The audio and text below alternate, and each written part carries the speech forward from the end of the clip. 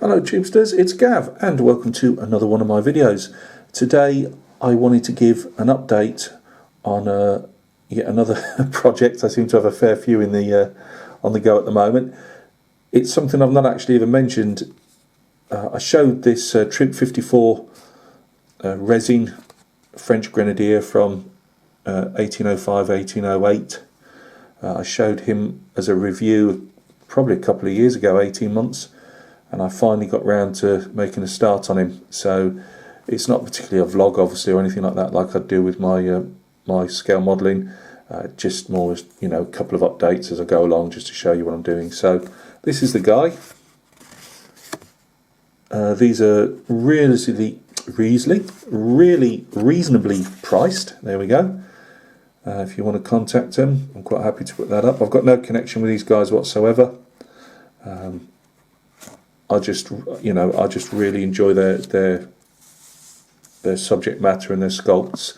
They usually do, for me anyway, it looks like they usually do it off a painting of some description, some type of artwork. And this is the guy that they've copied as a sculpt. As you can see, he's well and truly on the campaign look.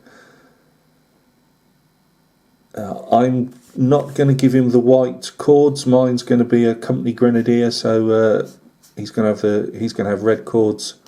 I'm not saying this isn't a company grenadier. I don't know, to be honest with you, but mine's going to have red cords as well as the red. That's called a flounder, and that's going to be red, but more or less the same. So yeah, that's what he's taken from, and then we just they give you a back view as well, so you can see what you're getting. They're not hugely prolific. They don't. I was only on their site again the other day, and on their Facebook site, you know, they come up as and when, and they're well, get them while. If you've got a particular favourite, get it, because they don't promise to have more in stock. You know, they'll do a run and then go on to something else. So you know, it's grab a particular sculpt if it takes your fancy. They don't just do 54mm, they do some busts and they do some 75s as well. I like their 54mm. I've always said to you guys, if you're fancying moving, say, away, well, not away from wargaming figures, but that type of scale, and you fancy doing a larger scale, 54 is a nice entry level. These, I think this was around £16 plus postage. I believe they do a flat fee of around £4.50 postage, which can be expensive, but a couple of figures soon makes that up. Right, with this guy here, see if we can get some more light on him. It's always my problem, always struggling with decent lighting setup, and I keep promising I'll get it sorted, but obviously finances are always tight. So one day it'll magically happen, but not yet. Right, this is my guy, and I'm desperately looking around for the pointy stick I did have. Not a lot to show you, and because of the lights, let's turn this off again for a second, see if that makes any difference. I've done the trousers, I'm calling them trousers, in a cold white, which is a change for me. I've put some staining on to show just a bit of, you know, muck. The lights, as usual, aren't showing any bleaching out everything. Believe it or not, oh, it's getting a bit darker now. That's better. I've darkened up this bandage, given it some staining as well. You know, to show some. Obviously, he's lost his long knee length gaiter here, or above the knee gaiter, and. You can't see it at the moment. The blasted lights are bleaching it out because it's white, but that's quite a darker colour. The blood stain that's just the beginning. It's just there to show me where I wanted it to be, and a few blood flecks on his bottom of his trouser there. This is going to be played around with a bit more yet. It's just there as a marker, really, just to give me some context of where I wanted to go with it. Again, I can't really show the shoes off very well, but I've tried to do them obviously in a different black variant to the gaiters. I put some dark sea blue in with the gaiters, and then played around with some French light military blue and other bits and pieces in there, and did a few dots and dashes and that just to show a bit of wear on these cloth, because this is only cloth gaiters. They weren't like a waterproof oilskin or anything like that. I won't do the flesh on the legs until I've done the face and the hands. The blues, the black was all Vallejo's, as were the whites, and the blues are my go-to blues for French, which is scale 75, as I've said to you guys before. That's a plug there for the actual backpack, which I'll show in a minute. I've not painted it, just to give you a quick look. But yeah, so he might have a few more shadows in that blue yet, and another highlight or two. I don't like to make my dark blues particularly much more lighter than that. We've got some wear on his cartridge box.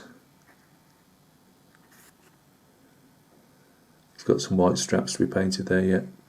That would normally hold the bonnet de police, which is like a soft cap that they'd wear when they're not wearing their shakos or their bearskins.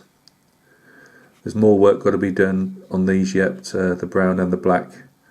It's not that I'm not happy with the brown. The brown's got to be darkened and highlighted, and these scratches and that need to be blended in a bit more yet. But again, they're just markers to tell me where I need to paint. We've got, just to show you it without actually being painted, here's our musket. I've dry fitted it and it's a nice fit. Hands go in nicely. That's quite fragile, so be careful with the bayonet. It's all they pack them out really well. They even put cardboard underneath that to pack it up, and then sellotape it round. So there's, you know, they put some thought into their packing, which I was really chuffed about. But just be careful on the bayonet, because like all things in resin, at that diameter, it's going to be fragile.